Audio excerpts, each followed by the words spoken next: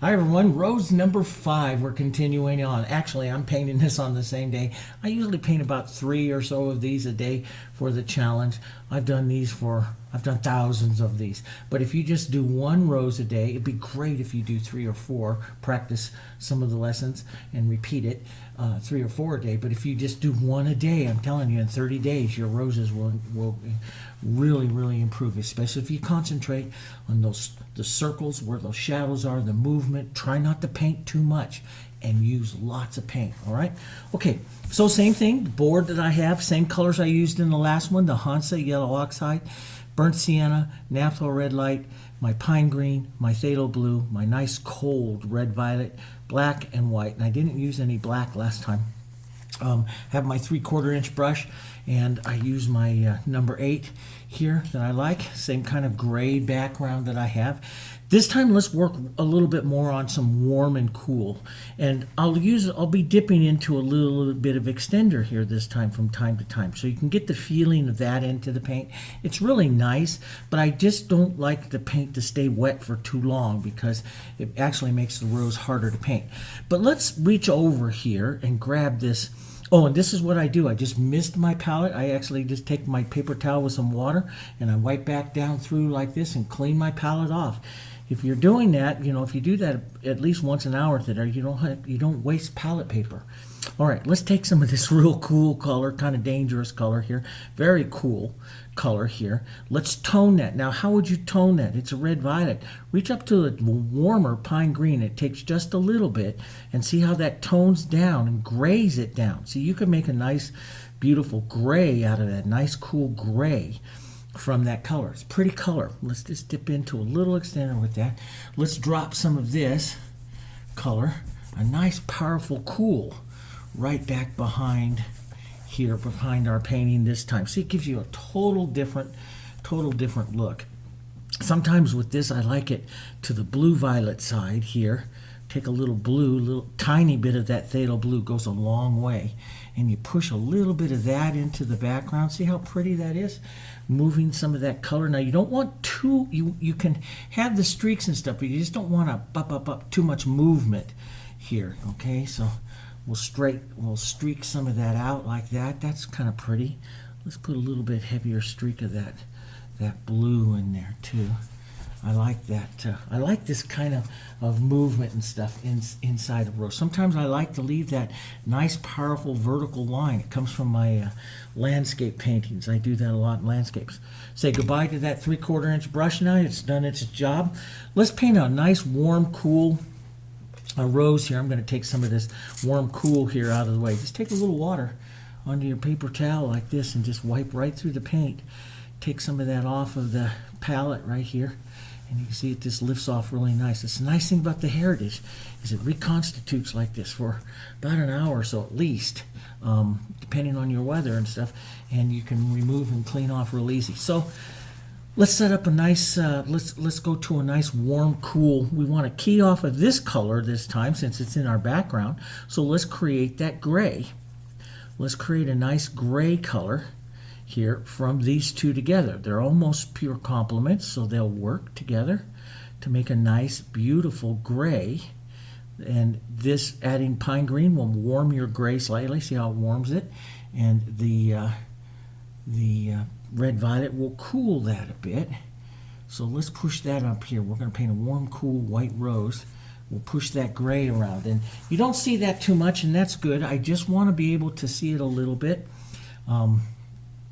Let's paint a couple rows composition, one and 2, which means we'll work a little faster here because I got to paint 2 roses here, right like that. Okay, that'll be good. Let's take a bit of our green. Let's cool that down just a bit. Still leave it green, but we'll cool it down. And I like, not that cool, and I like a little burnt sienna in it as well. I like to model. When I model, I'll go from a green to a burnt sienna to this nice cool red violet over there, and I'll place some of this color, push it around like this, and I'll actually take this color into the rose there like that and streak it. Now with the extender, you can see you get really easy, you get that movement like that. The extender is going to stay wet here, but it all depends on You know, how long does it stay wet? It all depends on how much you use and how thick, more than anything else, how thick your paint is.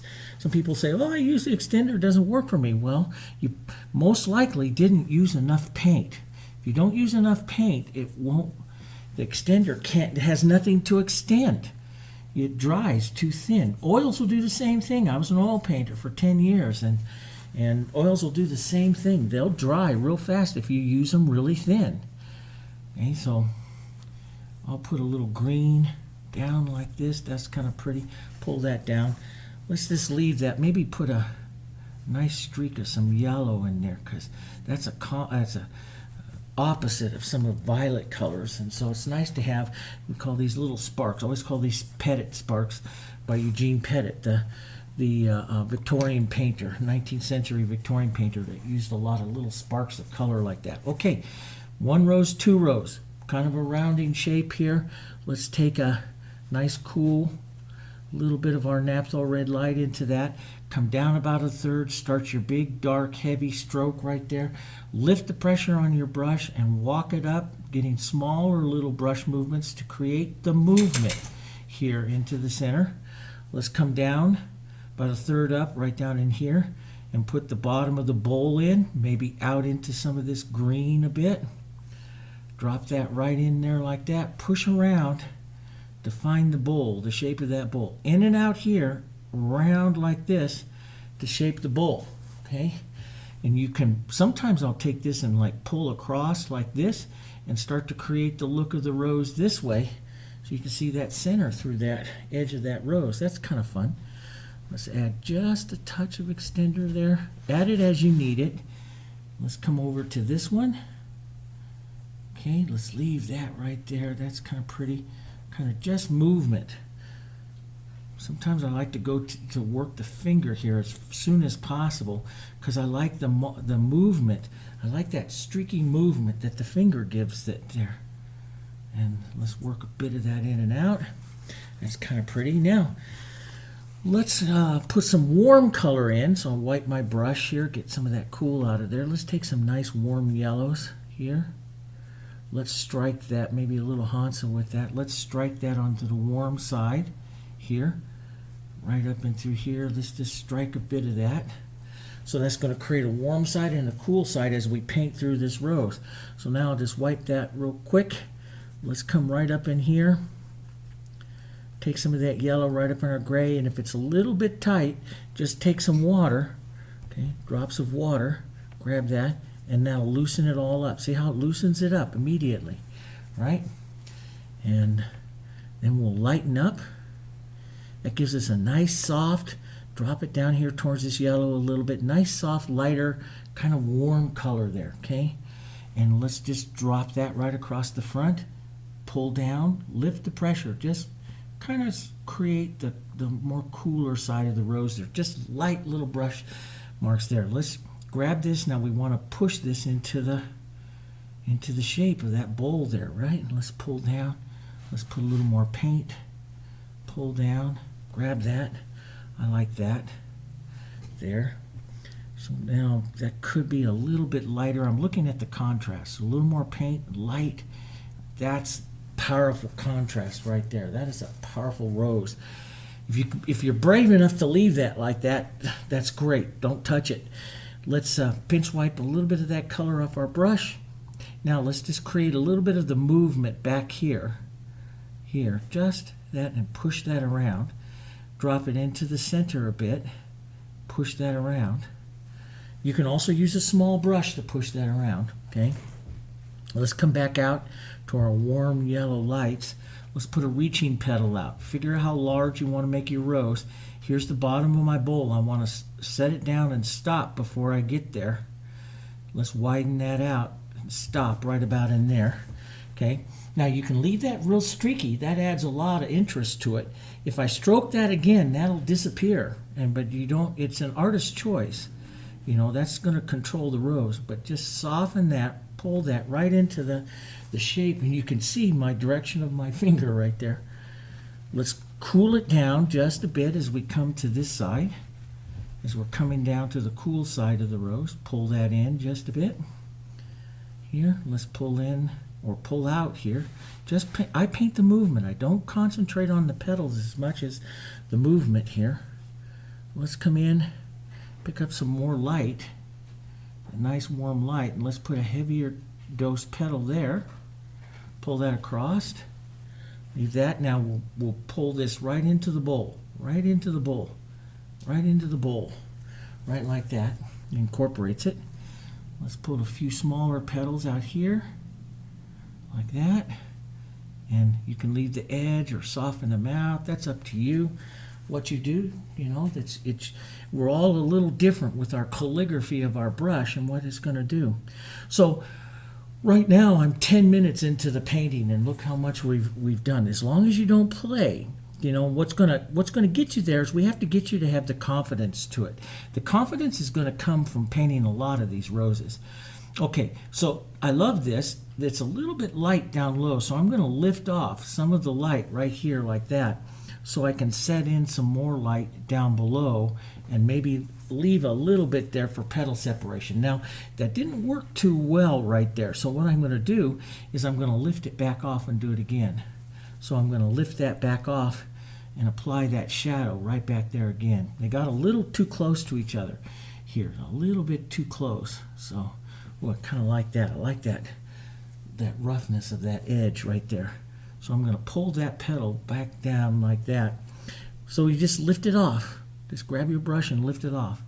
And let's put in the stronger, leaving a little bit of a edge there for a shadow of that petal. That's better. Now, down here, I can lift it off like this, which is what I do a lot. Lift it off to make the shadow. You can also put some of that nice shadow, nice cool little shadow into your brush to help you lift it off, or push it in together there like that. And I just took off a touch too much, so I get to put it back on again. Sometimes I do that. I go back and forth, putting on, taking off. Let's build up the front of this a bit more, around. And I always paint the roses better when I work faster. I like it better because I don't stop and play. It's hard to stop and teach sometimes when you just want to really want to paint them. Let's if I want to pop this edge out. Now, before I said if you put big petals here, you don't want to get them too long and too reaching, so you can break that up with another row of petals, but don't line them up together. So make this row cross that one just a bit, and that makes a much prettier rose. Now, that's real tight for me to try to get my finger in there. You could also use your brush, but my finger's working okay. Just pull down, just like that. Look at how that pulled down. This incorporates all of that into the bowl, see? And I just can lightly just touch that nice soft fusion brush. Just touch it a little bit to set it in and get out of there. Or you can touch into a little shadow and come back the other way like I showed you on rose number 4. Come back the other way. That's pretty. So we got some nice warm colors there. We could warm that up just a bit more right here. Let's restate some of the yellow right in there. Bring that right in just softly in there, and then restate our light back up on top. Sometimes I will do this several times. Now see, that makes a nice warmer side to that rose there. Let's put a bit more of a closed up the edge of this rose here a bit more. Just like that. That looks kind of nice. A little bit of movement there.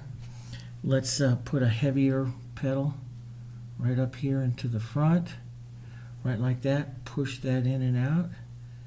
Now you can push in and out like that, or you can grab a little bit of color and pull back out. Stay light. Use lots of paint, but stay light with the pressure of your brush, because you'll dig into there, and that just creates problems. So I put that much on there. I'm going to take a little extender, loosen up some of this nice cool shadow here, and just put it right in here, restate it, and then just push a bit. Push that color right in there like that. That makes a nice, pretty movement. See the movement? That's what I'm looking for. And let's drop in a bit of that, like petal lines coming out here. Not that far out. Let's tighten that in a bit more. So I use the chisel of the brush to really kind of draw anything like that. That's kind of pretty. Now, I got a lot going in here, and my bowl is a little bit confused. See, it's a little bit confused right in there. So, and that's just not going to help the rose. This is what's going to help the rose, is you always find that bowl again, and that's what makes your rose pretty, is that bowl. So find that bowl and move some of this color around, but don't lose that bowl. Now see, that makes it pretty, see? And let's just take a cooler color on this side. Let's build this back out again and create that movement in and out of that nice pretty side of that rose there, right like that. That's pretty there. So now I have a nice edge here. That's really wet, and if I try to do stuff in it too much, it's gonna blend. So I'm gonna let that tack up just a bit before I set in my final petals. Let's come back out over here. This is dried up a bit, so that's nice. I can put some, you can go back in. If you really wanna make stuff soft, just go back in and restate some of your colors again, and that you're going to work into if you want to, almost like blend them. I don't like to blend too much, but you can work that way. And let's strike a nice light, pull down. Try to paint this one real fast and a little bit softer, because it is not the important rose. This is the important rose, right? So tone your colors down a bit as you go to paint the outside reaching petals here, so they don't have as much power as that one, right? Soften it out. It's good to practice all of these things. I use thousands of techniques now when I paint roses. I don't just paint them one way, but more than anything else, I like to push with my finger and shear the colors, and I like to set petals in real fast, and I used to be so precise. Now I just like set the movement in there, and if I don't play with it too much, the person looking at it's going to say, wow, that's really pretty. They're going to see what they want to see inside the rose here. Now I've got a collision here. I'm just going to find that bowl again. That's all I'm going to do. Push that right up there to find the bowl, see? And I'm going to leave some of that nice movement that's there. That's really nice. Let's leave that.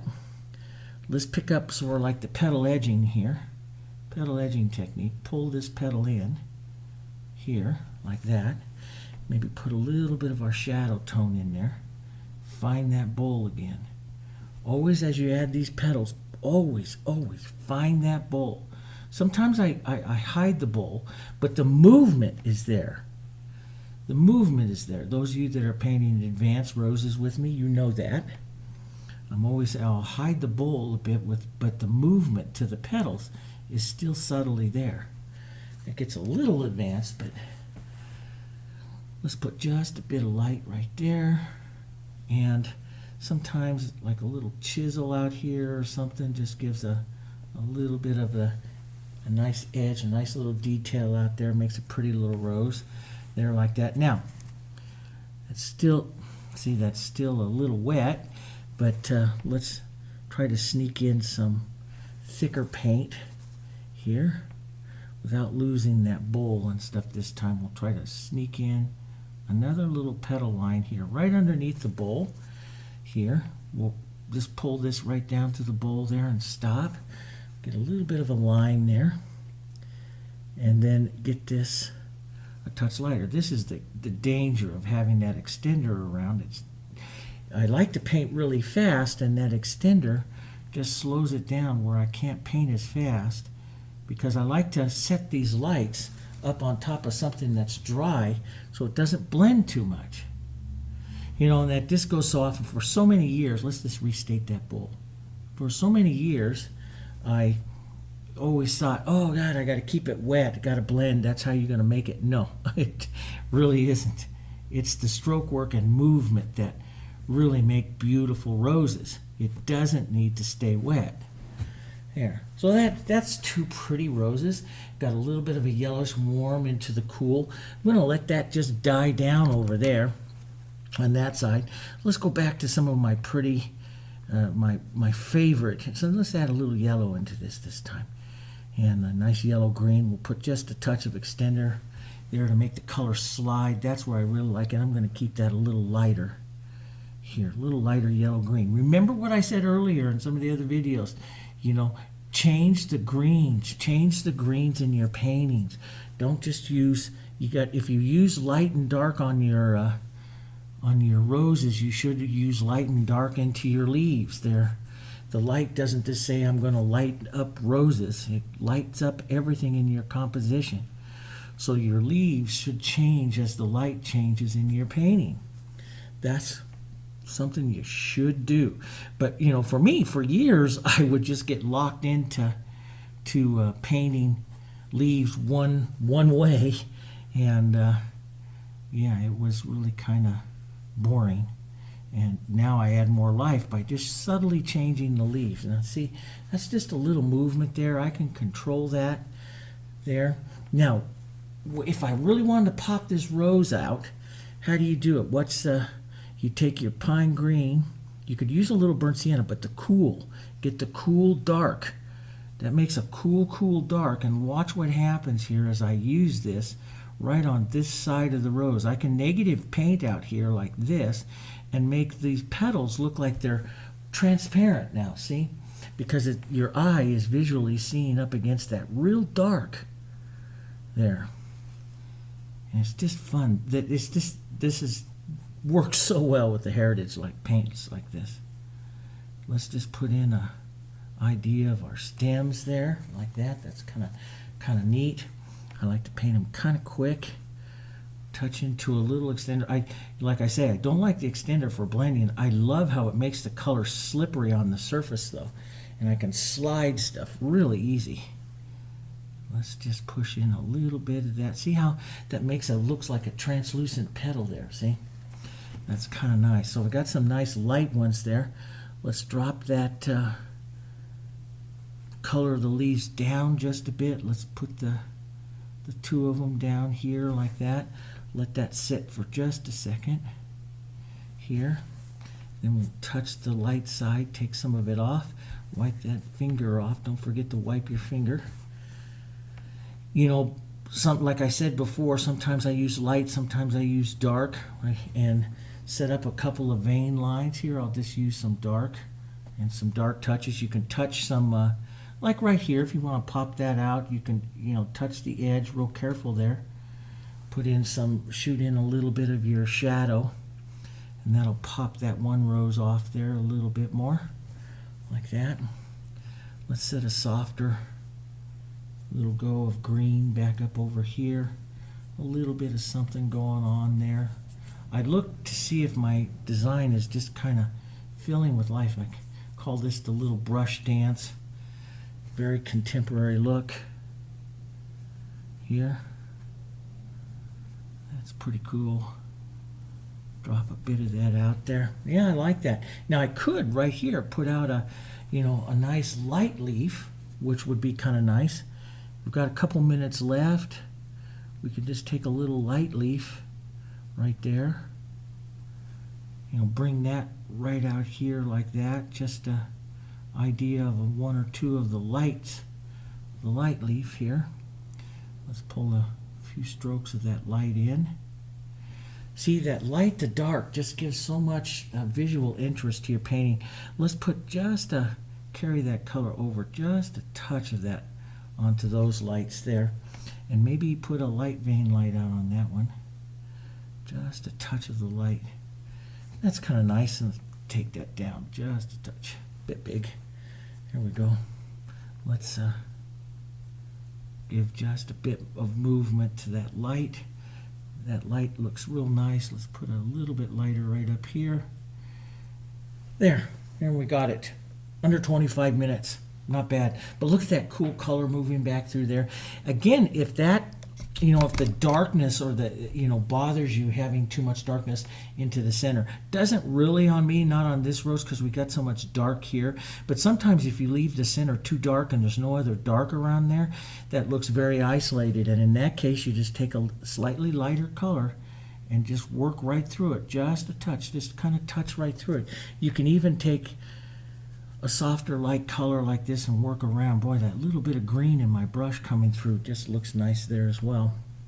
inside of that, just to soften that look there. See? Just soften that look a bit, take away some of that dark. Gives you a nice look, and it makes a nice, softer, pretty rose. But you can put more like little petals right in there like that too onto the rose. And that looks nice all kinds of ways. Still under 25 minutes, so we're good, okay? So there you go. There's a warm and cool real quick. And you notice I don't stop. I keep moving, moving, moving. That's the big thing. But, you know, like this lesson shows here, even in a warm and cool, don't lose that bowl, okay? Now, like always on this, you want color photos.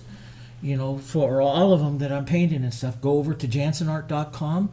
Jessica, my daughter, has built a page there for you. You can download all of the photos of all the lessons here, so you have a nice reference photo to look at as you're doing your practicing and stuff, okay? So go over there, you see that. And you might find a class you like, okay? Hopefully you can get in there and find, we have a lot of rose painting classes. Just an idea of some of the stuff that I do, all right?